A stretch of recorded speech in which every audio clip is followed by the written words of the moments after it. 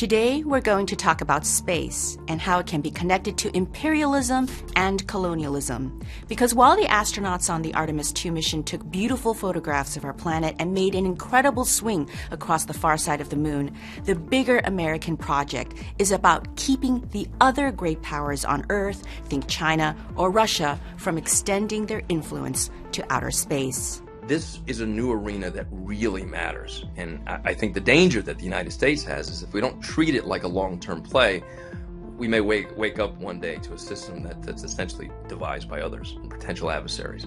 That's journalist and space industry analyst David Ariosto.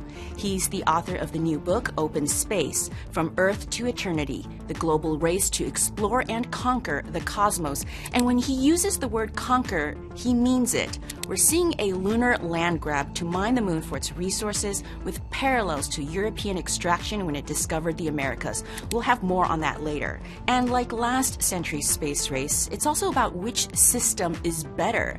This time, it's American capitalism against China's modern techno-authoritarian state. It's clear that China's infrastructure in low Earth orbit is growing.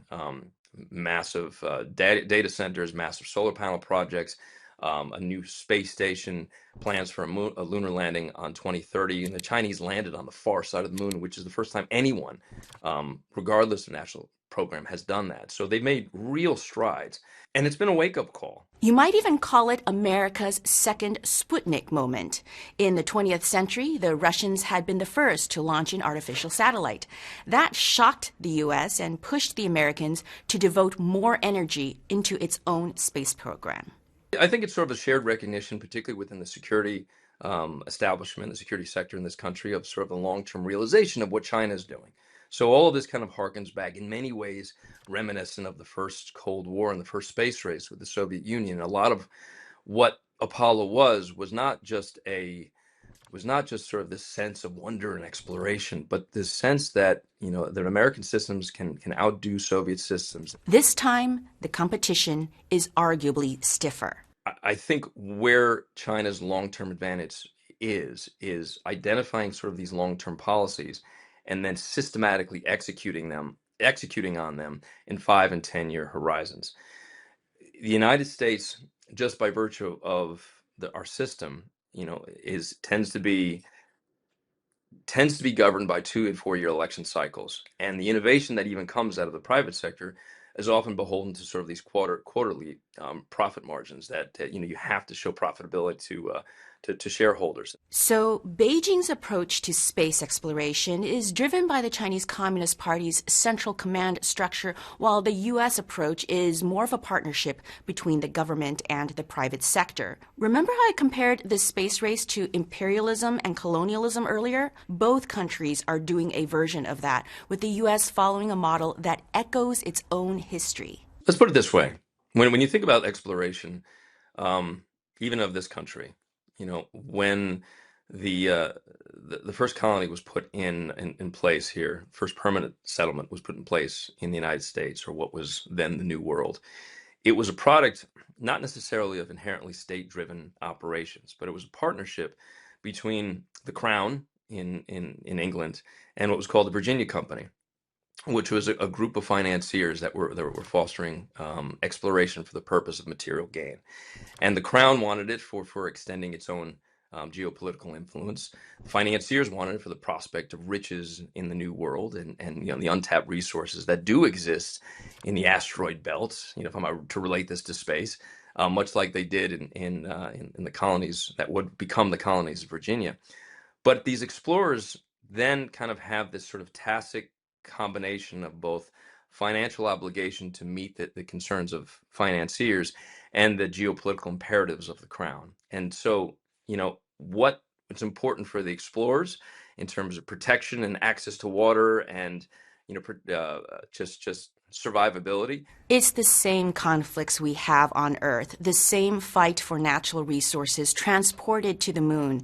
It's not just geopolitics anymore. We've got lunar politics. It's the beginnings of, what some people have defined as kind of this new world, much the way that the Virginia colony was. Now, there was air in in the New World. I mean, there's a lot of differences.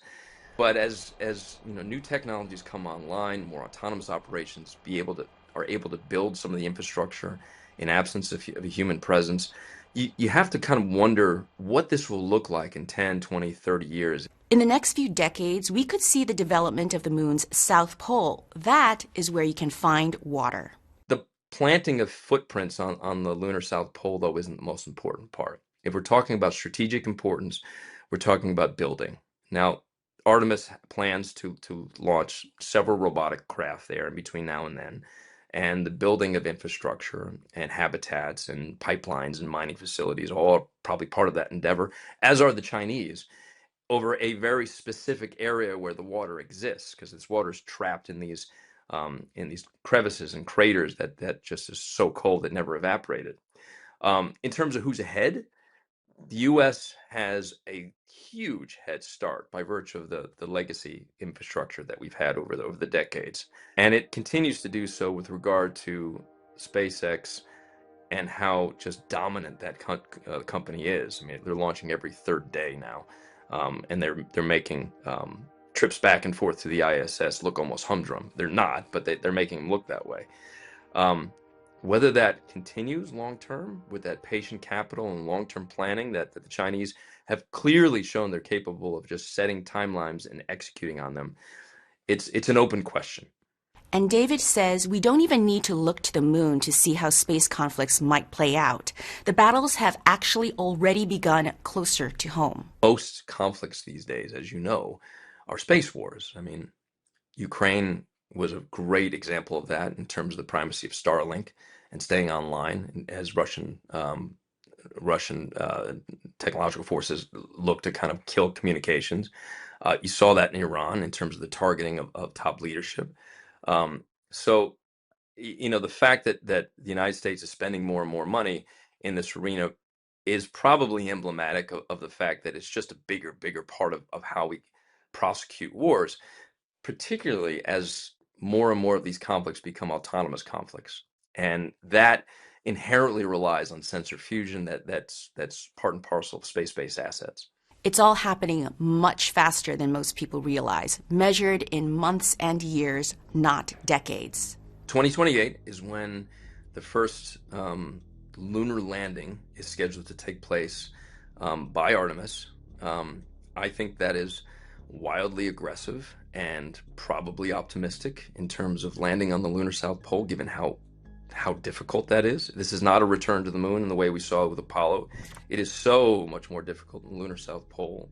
I mean, wild temperature swings of hundreds of degrees, eternal blackness in some of these craters, soaring peaks. I mean, it's just a topography that is just a nightmare of a place to land. So the idea of putting humans there in 2 years' time seems aggressive and ambitious. It's not impossible, but it's ambitious. China has a 2030 deadline, and by most accounts, they seem to be ahead of schedule. So if the Americans are behind schedule seemingly with 2028 and the Chinese are ahead of schedule 2030, this is a race to the wire type of situation in terms of who gets there first. So what do you think? Does what David describes remind you of imperialism and colonialism? Or maybe that's not quite it, and we shouldn't take earthly concepts and apply them to space? Let us know what you think. That's all for now. DW News is giving you the latest and also sharing deep dives on here and across the rest of social media. I'm Melissa Chan. Until next time.